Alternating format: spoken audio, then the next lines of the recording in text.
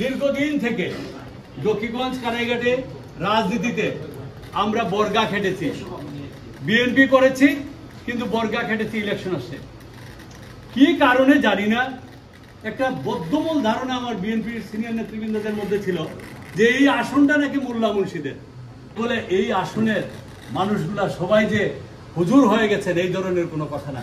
আমরা ধর্মপ্রাণ কিন্তু ধর্মান্ধ না। করছে আমার প্রিয় নেতা, যার সাথে আমার ছাত্র রাজনীতির শুরু থেকে আমরা সংগ্রামে একসাথে ছিলাম, সেই ইলিয়াস ভাইয়ের কথা। আজকে কোথায় আছেন ইলিয়াস ভাই আমি জানি না।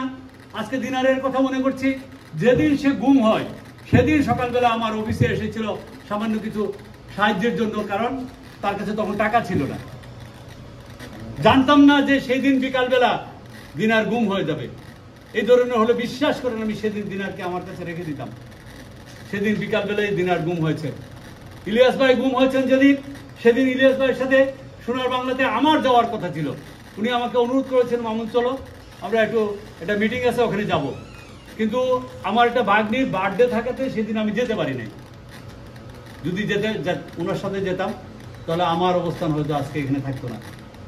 তো আমরা সেই ধরনের সাথে ছিলাম, আমরা সকল সংগ্রামে একসাথে কাজ করেছি।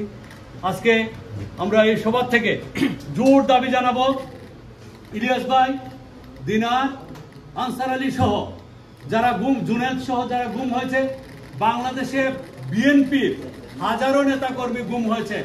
আপনারা একটা হত্যাকাণ্ড ঘটানোর পরে যে ধরনের দুর্যোগ দলের মধ্যে বা এলাকার মধ্যে নেমে আসে না, একটা গুম তার চেয়ে ভয়াবহ পরিণতির সৃষ্টি করে।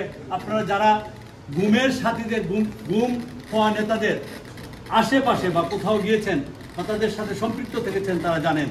আজও ইলিয়াস ভাইয়ের বাসায় যখন কলিং বেল টিপা হয় তখন ওনার ঘরের ভিতরের সবাই মনে করেন এই বুঝি ইলিয়াস ভাই চলে আসলো।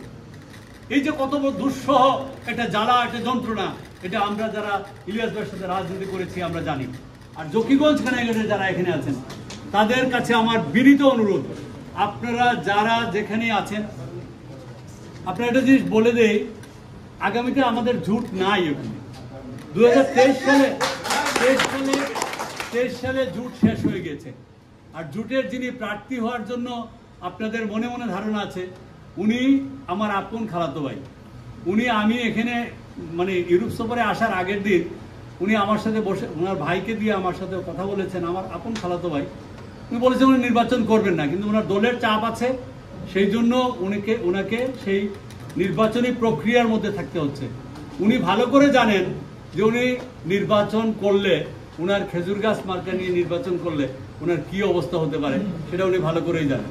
সো আমি ওনার প্রতি শ্রদ্ধা জানিয়ে বলছি, উনি আমাকে প্রতিশ্রুতি দিয়েছেন উনি নির্বাচন করবেন না। অতএব জোটের কোনো সম্ভাবনা আমি একজন দেখছি না। আর জোট যদি হয়, দেশ নায়ক তারেক রহমান যেহেতু আমাকে যে নির্দেশনা দিয়েছেন, আমি সব খুলে বলতে পারবো না আপনাদেরকে, এটা খুলে বলা সম্ভব না। যে নির্দেশনা দিয়েছেন আমি আস্থা রাখি এবং বিশ্বাস রাখি, আমার নেতার কোনো ধরনের কমিটমেন্ট কোনোদিন মিস হয় না। নির্বাচন আমরা করব ইনশাআল্লাহ, আপনাদের সবার সহযোগিতা চাই। ধন্যবাদ সবাইকে। আসসালামু আলাইকুম রহমতুল্লাহ।